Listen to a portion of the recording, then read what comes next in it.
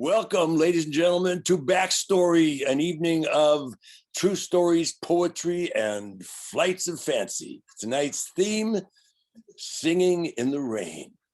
Okay, it's 1927 in Hollywood, the year the first talkies were made, and Monumental Pictures' biggest silent movie star is Don Lockwood, who has worked his way up to stardom from vaudeville, where he and his best friend Cosmo Brown used to be a song and dance duo. So he's got the chops to make the switch to talkies if they happen, but his co-star, the glamorous Lena Lamont, who, according to the tabloids, is also Don's fiancée, doesn't have those chops. She's got the most oppressively obnoxious voice anybody has ever heard. Luckily, no one out there in the movie-going audience has ever heard it, or her career would be over.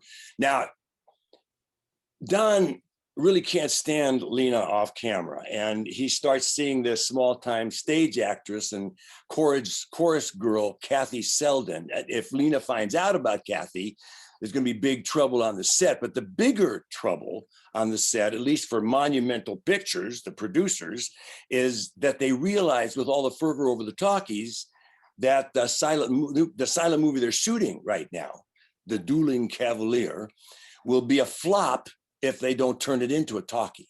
So that's the setup for all the song and dance that follows. And I'm not going to tell you any more about the movie because you should go back and see this movie. It's really worth it.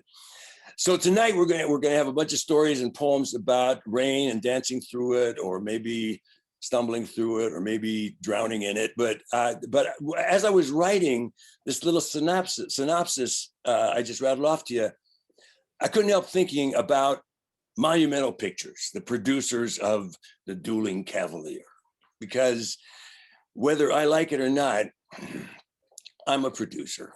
I never wanted to be a producer of anything. And it's just this little backstory show we do bi-monthly that I'm the producer of, and I don't have to do it alone. I get all the help I need and couldn't do without from my co-producers, Adele Slaughter and Lori O'Brien. Thank you so much, Adele and Lori. Because of that, I just thought I'd take this opportunity to tell you a little about like a story about how Backstory came about. 2015, we had this little kind of advisory board meeting at Tom and Maria's house, who you just met, the producers and directors of the wonderful Victory Theater. And the purpose of the meeting was to create some ongoing project for the Victory.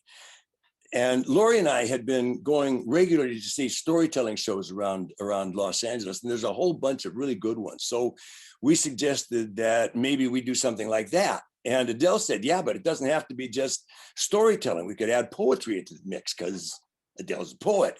And Lori said, and it doesn't have to be all true personal stories like those other events. We could do fiction as well. And Tom said, yeah, we could have the theme be the title of a classic play, and we could have somebody always do the backstory of one of the characters in the play, and we could call the show Backstory.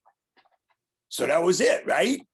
No, because then you got to do it. You got to put on the show every other month. You got to find people and work with them on their pieces, and you got to find that one person who's going to do that backstory, and you got to get publicity out. Thank you, Chelsea Sutton, for the artistic vision, and you apply to every show flyer you create, and there's technical issues to deal with, and then here comes COVID, and we got to do it via Zoom, but that allows us to get people from all over the country to do the show instead of just the people who can drive to the Victory Theater, where, you know, we used to do the show, and we'll do it again someday. And Adele says, we should keep a Zoom component for the show when we get back to the Victory. We could get a big TV screen and put it up on the stage. And I say, no, without even thinking about it. And she says, don't say no before you even think about it. And that's the kind of stuff that goes on between producers. And I always think Lori's going to be on my side because, you know, she's my wife, but she's not always on my side. But we've been